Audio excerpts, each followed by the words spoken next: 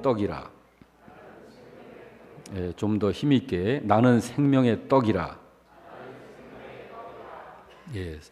예수님께서 예수님 자신을 나는 생명의 떡이라 하셨는데 이 말씀이 무슨 말씀인가? 우리들이 영의 양식으로 섭취해서 우리 영적 세포에 아주 모두 흡수를 해서 이 말씀을 우리 것으로 믿음의 양식으로 소유하게 되기를 바랍니다. 성경을 한 구절 소개하고 싶습니다. 여러분 편안하고 안정된 마음으로, 침착한 마음으로 말씀을 차분하게 들으시기를 바랍니다. 마가복음 8장 34절에서 35절 말씀인데요. 성경에 제시되어지는 말씀은 가급적 합독하면 참 좋겠습니다. 우리 같이 합독해 볼까요? 무리와 제자들을 불러 이르시되 누구든지 나를 따라오려거든 자기를 부인하고 자기 십자가를 지고 나를 따를 것이니라. 누구든지 자기 목숨을 구원코자 하면 잃을 것이요 누구든지 나와 복음을 위하여 자기 목숨을 잃으면 구원하리라. 잘 아는 말씀인데 이 말씀은 신자가 예수님 앞에서 자기를 부인하지 않고서는 구원을 얻을 수 없다는 말씀입니다. 여러분, 우리는 예수님 앞에서 우리 자신들을 부인하고 주님을 믿는 그런 신자 되시기를 바랍니다. 신자가 자기를 부인해야 하는 이유가 뭘까요? 신자가 자기를 부인해야 하는 이유는 신자가 자기를 부인하지 않으면 진리를 오해할 수밖에 없습니다. 진리를 바르게 받을 수가 없어요. 그러므로 자기를 부인하지 않으면 구원에 이르지 못하게 되는 결과가 생기는 것입니다. 예를 들어서 이런 것입니다. 공자가 제자들과 함께 진나라로 가는 도중에 양식이 떨어져서 일주일 동안을 아무것도 먹지 못한 적이 있습니다.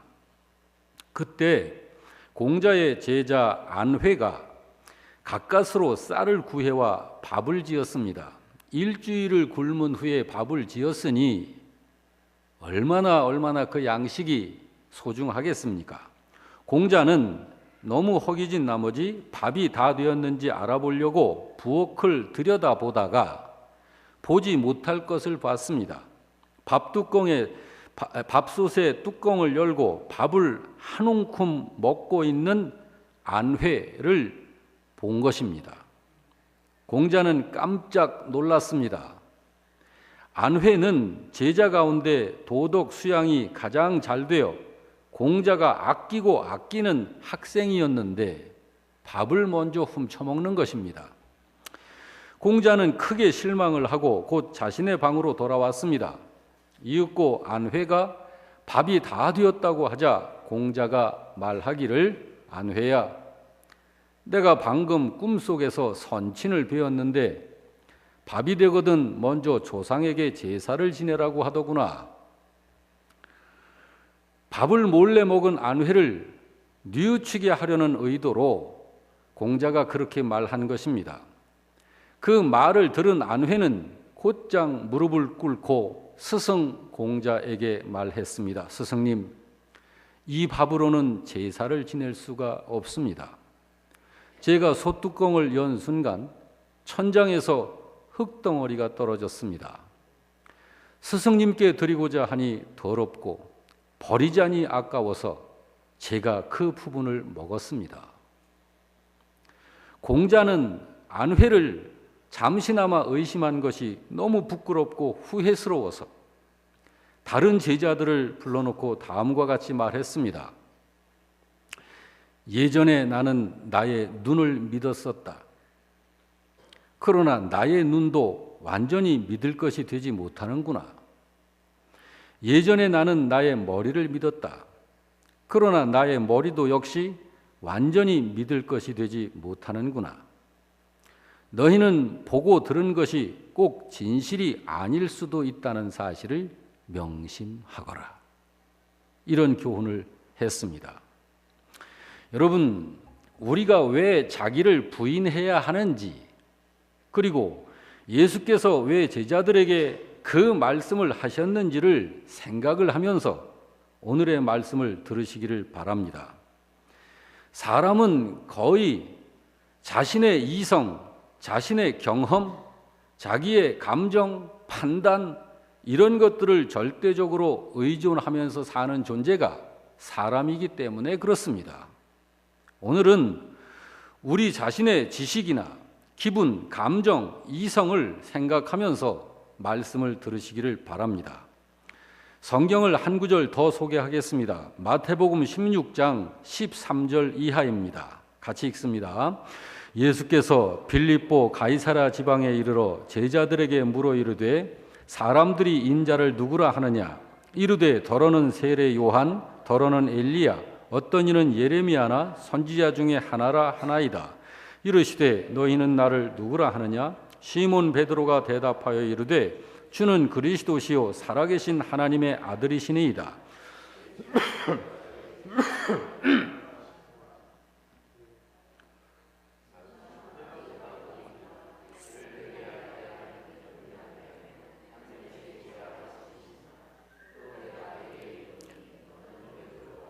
내가 이 반석 위에 내 교회를 세우리니 음부의 권세가 이기지 못하리라.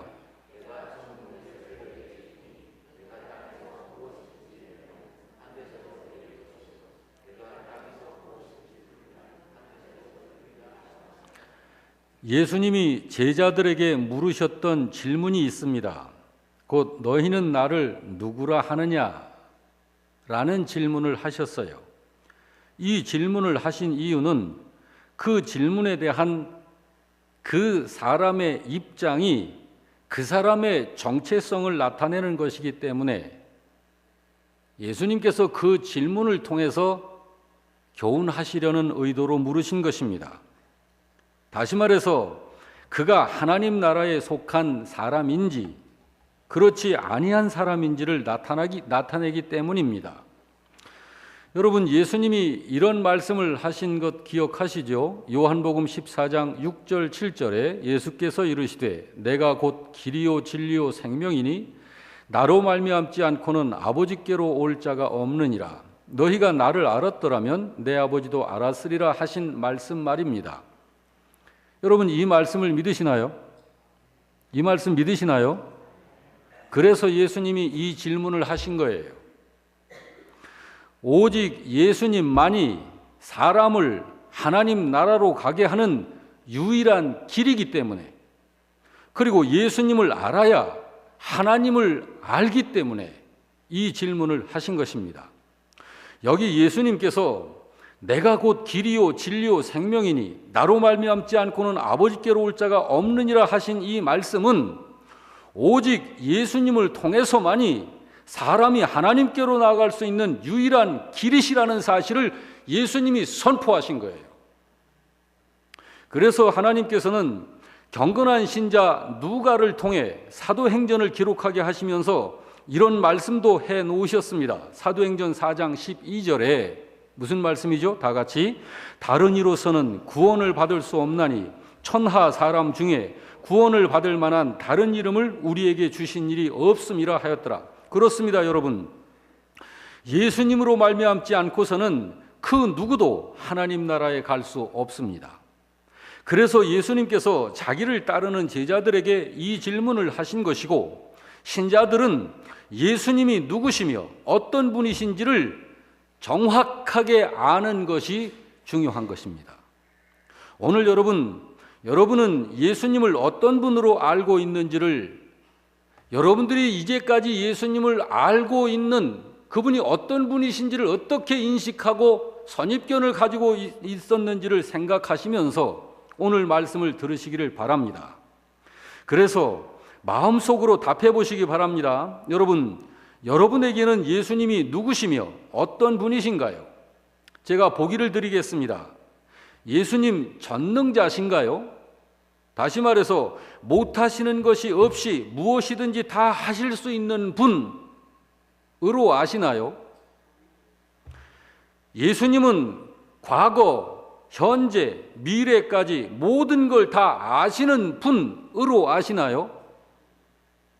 예수님은 영원하신 분으로 아시는지요? 또 예수님에 대해서 여러분이 기타 예수님은 이러하신 분이십니다라고 알고 있는 내용이 있을 것입니다. 여길 보니까 어떤 사람은 세례 요한이라 하는 사람들이 있고, 또 어떤 사람은 엘리야라고 하고, 또 다른 사람은 예레미야라고 그러고, 또 어떤 사람들은 선지자 중에 한 분입니다 라고 하고, 그 중에 베드로 같은 사람은 주는 그리스도시요 살아계신 하나님의 아들로 그렇게 아는 사람도 있었습니다. 우리가 익히 알고 있습니다만 예수님을 세례 요한으로 알고 믿는 신자라면 구원받을 수 있을까요? 예수님을 엘리야나 예레미야나 선지자 중에 한 분, 그런 훌륭한 분 정도로 알고 믿는다면 구원받을 수 있을까요? 구원받을 수 없습니다. 구원받는 믿음은요, 예수님을 예수님으로 알고 믿는 믿음이어야 됩니다. 예수님을 예수님으로 알고 믿는 믿음. 여러분이요, 이 세상 사람들은 누구나 예외 없이 예수에 대한 신분 평가, 정체성 평가를 나름대로 하고 있습니다. 세상이 예수님을 세계 4대 성인 중에 한 사람으로 말하듯이 예수님을 그렇게 평가하는 사람들이 엄청 많습니다. 세계 4대 성인이 누구지요? 조금 전에 제가 예를 드렸었던 공자, 석가모니, 예수, 마호멧, 이 네 사람을 세계 4대 성인이라고 그래요. 세상 사람들이 그렇게 말하는 거예요. 그런 정도로 예수를 나쁜 분, 몹쓸 사람 그렇게 평가하지 않고 굉장히 훌륭하신 분, 세례 요한이지 엘리야야, 아니야 선지자 중에 한 분이시지 참 훌륭하신 분이야, 이런 정도로 인정하고 믿으면 구원받을까요? 중요한 것은 우리 중 누구의 말보다도 예수님 자신이 예수님 자신을 소개하신 말씀으로 예수님이 어떤 분이신지를 알아야 합니다. 그렇지 않은 것은 전부 다 짐작일 뿐이에요. 짐작입니다. 그 짐작해서 믿는 믿음은 구원 없습니다. 그 믿음은 구원받는 믿음 아닙니다. 성경에는 예수님께서 예수님 자신이 누구시며 어떤 분이신지를 소개하신 것을 모두 기록하고 있습니다. 그 성경을 보면 예수님이 나는 생명의 떡이라고 자기 자신을 소개하셨어요. 나는 세상의 빛이라고도 하셨고, 나는 영원자니라 라고 하셨고, 나는 문이라 하셨고, 나는 선한 목자라 하셨고, 나는 부활이요 생명이라 하셨고, 나는 길이요 진리요 생명이라 하셨고, 나는 포도나무라 하셨고, 나는 찬송받을 자의 아들이라 하셨고, 나는 알파와 오메가라 하셨고, 나는 빛나는 새벽별이라 하셨습니다. 예수님께서 자기 자신을 세상에 소개하실 때 친히 자기 자신을 이렇게 소개하셨어요. 무엇보다도 우리가 예수님이 어떤 분이신지를 바르게 알고 믿는 게 중요하기 때문에 당분간은 예수님이 예수님 자신을 소개하신 말씀들을 하나하나 살펴보면서 은혜를 나누려고 그럽니다. 오늘은 그 첫 번째로 본문 35절에 예수께서는 자기 자신을 나는 생명의 떡이라 라고 하셨어요. 35절 말씀 같이 읽어볼까요? 시작. 예수께서 이르시되 나는 생명의 떡이니 내게 오는 자는 결코 줄이지 아니할 터이요 나를 믿는 자는 영원히 목마르지 아니하리라. 생명의 떡. 여러분, 왜 예수님이 자신을 생명의 떡이라고 하신 걸까요? 참으로 소개를 해도 괴상망측하게 소개를 한 거잖아요. 자기를 떡이라고 소개한 것도 기이한 소개이지만 자기가 생명의 떡이라고 하신 것은 심오한 진리를 나타내는 의미가 있는 소개입니다. 왜 자기를 생명의 떡이라고 하신 걸까요? 떡은 양식이라는 말입니다. 그러니까 예수님이 사람에게 양식이라는 말이잖아요. 그래서 곧 이어 말씀하시기를 내게 오는 자는 결코 줄이지 아니할 터이요 굶주리지 아니할 것이다. 나를 믿는 자는 영원히 목마르지 아니할 것이다 라고 하신 겁니다. 양식이라고 소개를 하셨기 때문에. 여러분, 양식이 사람에게 어떤 의미일까요? 아브라함 머슬로라는 사람이 이런 말을 했습니다. 인간에게 있어서 가장 근본적인 필요는 먹는 것이다. 그러므로 자아실현을 이루는 것이다 라고 했습니다. 한마디로 말해서 먹는 문제가 가장 중요한 과제가 되는 것이고 삶에 있어서 근본이다 라는 의미로 머슬로가 그 말을 한 것입니다. 그래서 먹고 살아야 그 다음에 목표를 이룰 수 있는 것이고 목표를 이룸으로써 자기의 존재 가치를 갖게 된다라는 뜻입니다.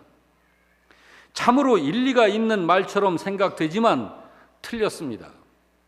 그건 맞는 말 아니에요. 사람에게 있어서 가장 중요하고 근본적인 필요는 먹는 양식이 아닙니다. 예수님이 자기 자신을 양식이라고 여기 말씀하신 것은 양식을 말하려고 하는 것이 아니에요.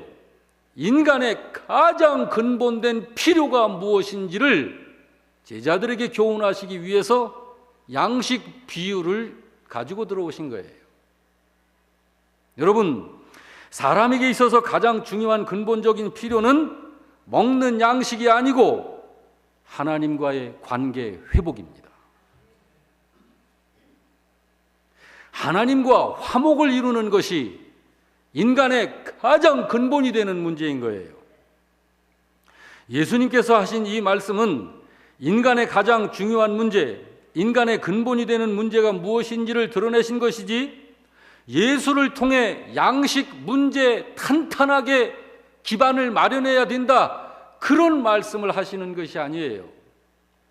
그렇기 때문에 마태복음 6장 33절에서 말씀하시기를 같이 읽습니다. 그런즉 너희는 먼저 그의 나라와 그의 의를 구하라. 그리하면 이 모든 것을 너희에게 더하시리라 하신 거예요. 다시 말해서 인간의 가장 우선하는 근본이 하나님과의 관계 회복이다. 하나님과의 화목을 이루는 것이다. 그리하면 그 사람에게는 모든 것을 더하시리라. 여러분, 모든 것을 더하시겠다라는 게 뭔가요? 보너스라는 거예요. 그런 것들은 들러붙는 것들이라는 거예요. 여기 예수님께서 하신 말씀이 바로 그 말씀입니다. 너희들은 너희들의 가장 근본적인 문제가 떡이라고 알고 있는데 내가 바로 너희들의 가장 근본이란다 라는 말씀을 하신 것입니다. 내가 바로 너희를 하나님과 화목되게 하는 자야. 너희는 오직 나를 통하여서만 하나님과 화목될 수 있는 거야 라는 말씀입니다. 그렇습니다. 예수님을 통해서만 하나님과의 관계가 회복되는 것입니다. 믿으시면 아멘 하시기 바랍니다. 하나님께서 주시는 생명은 예수님을 통해서만 얻을 수 있는 것입니다. 그러므로 예수님이 바로 사람에게 가장 근본적인 필요이십니다. 예수 그분이 바로 여러분과 저의 온 세상의 모든 인간들의 가장 근본적인 필요입니다. 그래서 예수님께서 자신을 생명의 떡이라 하시면서 신자가 예수님으로 생명을 얻게 되고 그 생명 안에서 살 수 있게 된다라는 그런 교훈을 하고 계신 것입니다. 그렇습니다. 예수님 없는 사람에게는 하늘의 생명 없습니다. 성경이 그 사실을 증거하고 있지 않습니까? 요한일서 5장 11절 이하입니다. 같이 읽습니다. 그 생명이 그의 아들 안에 있는 그것이니라. 아들이 있는 자에게는 생명이 있고 하나님의 아들이 없는 자에게는 생명이 없느니라. 저 혼자 읽었습니다. 같이 읽습니다. 다시 한번 시작. 그 생명이 그의 아들 안에 있는 그것이니라. 아들이 있는 자에게는 생명이 있고 하나님의 아들이 없는 자에게는 생명이 없느니라. 그렇습니다. 예수님이 온 세상의 창조자이시고 모든 생명의 근본이십니다. 다른 것은 그 어느 것도 근본이 아닙니다. 예수님이 아니면 다른 것으로는 우리에게 생명이 되지 않는 것입니다. 성경은 우리에게 우리 인생의 가장 근본적인 필요를 분명히 말씀합니다. 그것은 하나님의 보내신 자를 성경을 통해서 알고 믿는 것이라고 그럽니다. 그것이 바로 영생이라고 그래요. 하나님께서 우리들에게 보내신 자, 그분을 알고 그분을 믿는 것이 영생이니라 그래요. 어디에서 그렇게 말씀합니까? 요한복음 17장 3절이 그걸 말씀하죠. 같이 읽습니다. 시작. 영생은 곧 유일하신 참 하나님과 그가 보내신 자 예수 그리스도를 아는 것이다. 그런데 여러분, 이 모두가 예수님으로 말미암아 되는 것입니다. 그래서 예수님께서 자신을 세상에게, 사람에게 말하기를 내가 바로 생명의 떡이라 하신 거예요. 우리 교회 성도 여러분은 다른 그 무엇보다도 우리의 생명의 떡이신 예수님으로 충만하시기를 주님의 이름으로 축원합니다. 그렇습니다. 사람의 근본적인 문제는 먹는 떡 문제가 아니고 그리스도이신 예수님을 통한 하나님과의 관계 회복이고 영원한 생명을 얻는 것입니다. 하나님과의 관계가 회복이 되어 영생을 얻어야 영원한 하나님 나라에서 하나님과 함께 살 수 있는 것입니다. 마태복음 14장에 보면 우리가 잘 아는 오병이어의 기적 사건이 나옵니다. 그 사건은 예수님께서 배고픔에 대한 인간의 필요를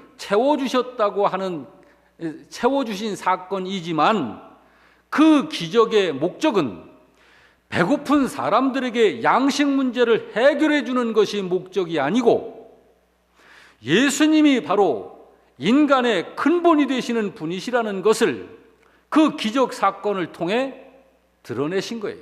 보여주신 거예요. 교훈하신 것입니다. 아브라함 머슬로처럼 인간의 가장 근본적인 문제가 양식에 있는 것이라고 한다면 오병이어를 통해 당시 사람들이 만족을 했을 것이지만 그 기적으로 배부름을 얻은 후에도 그들은 여전히 굶주려 했고 목말라 했었습니다. 그렇습니다. 그런 것은 우리에게 생명을 주지 못하는 것일 뿐만 아니라 우리의 삶에 변화를 줄 수도 없는 것입니다. 그 오병이어의 기적 후에 배고픔을 그때 해결받았었던 군중들을 보면 그 후 하나도 달라진 것이 없었습니다. 그 오병이어의 떡과 물고기를 먹었던 그들이 그 후에 여전히 불안해했고 방황했고 슬퍼했고 싸우면서 이리저리 몰려다녔고 배고파했습니다. 도리어 그 기적을 체험한 후에 그들이 보인 반응이 어떤 반응이었습니까? 감격했나요? 아닙니다. 30절 이하에 잘 기록하고 있습니다. 같이 읽어볼까요? 그들이 묻되 그러면 우리가 보고 당신을 믿도록 하시는 표적이 무엇이니까? 라며 예수를 시험하고 대들었습니다. 그들이 했던 말이 31절에 이렇게 말합니다. 같이 기록된 바 우리 조상들은 광야에서 만나를 먹었나이다 라고 말합니다. 여러분, 이게 무슨 말이죠? 더 큰 기적을 요구하는 발언이에요. 예수님, 당신이 지금 행한 그런 정도의 기적 가지고는 안 됩니다. 아직 당신은 우리의 조상 모세보다는 훨씬 못 미치십니다. 모세는 광야에서 40년 동안 우리에게 먹을 거를 내려준 분이에요. 당신 이거 기적 한 번 가지고 어림도 없습니다. 그 정도는 우리는 한 끼니 먹은 정도의 기적 가지고는 만족 못합니다. 적어도 모세 이상 40년 이상은 그렇게 해야 되지 않아요? 그래야 모세보다 훌륭한 분이지요 라고 하는 식입니다. 그러면 여러분, 기적을 많이 경험하게 되면 괜찮아질까요? 아닙니다. 하나님께서 그것을 구약 성경 내내 보여주시지 않았습니까? 모세 당시에 40년간 만나를 내려주시는 기적 속에 살았으면서도 그때 그들이 했던 말이 무엇이었는지 아시죠? 하나님, 왜 항상 만나만 내려주시는 거예요? 라면서 불평했습니다. 고기가 먹고 싶다고요, 고기가. 만나만 내려주는 하나님 하면서 불평했다고요. 여러분, 그들은 왜 그런 걸까요? 그런 기적을 체험하고 40년 동안 하루도 걸음이 없이 만나로서 배를 채워오고 그 은혜를 입었으면서도 그 이유는 아직 그들은 그들에게 정말로 필요한 것이 무엇인지를 알지 못하고 있었기 때문에 그런 현상이 나타나는 거예요. 그렇지만 여러분, 신약 성경에 들어와서 예수님을 진정으로 만난 사람들이 있습니다. 그 중에 한 사람이 누구지요? 제자들을 이끌고 길을 갈 적에 수가라고 하는 마을 입구에서 우물가에 다다랐습니다. 물을 한 모금 마시면서 물을 마시기 위해서입니다. 너무나 허기지고 배가 고파 제자들에게 먹을 것을 사오도록 하고 예수님이 혼자 우물가에 있을 때 동네에서 한 여인이 물동이를 들고 나오는 거예요. 여러분, 수가 마을의 그 우물가에서 그 여인과 예수님이 대화를 나눕니다. 그때 당시의 그 환경은 한낮에는 물을 기르러 잘 안 나옵니다. 해가 뉘웃뉘웃 저 서쪽으로 넘어갈 때, 좀 선선해질 때, 한낮에는 너무 덥기 때문에. 그렇지만 이 여인은 한낮에 물을 기르러 나온 거예요. 왜? 자기 자신의 처지가, 자기 자신의 개인적 처지가 사람들에게 떳떳하질 못해요. 그러므로 사람들의 눈에 띄지 않게 나온 거예요. 그런데 나와서 예수님을 만난 것입니다. 예수님과 대화를 나눕니다. 그리고 나서 그 여인이 물동이를 버려두고 동네로 들어갑니다. 그리고는 외쳐대기 시작합니다. 내가 메시아를 만났다. 내가 메시아를 만났다. 내가 구원자를 만났다. 성경에 말씀하는 그분을 만났다. 라고 외쳐댑니다. 여러분, 그뿐입니까? 성전 미문에서 구걸하면서 태어날 때부터 안준뱅이로 태어나 구걸을 하는 그런 불쌍한 사람이 있습니다. 그 사람이 베드로와 요한을 통해서 믿음 안에서 예수 그리스도를 만난 다음에 그 사람이 어떻게 변화되는지 아시죠?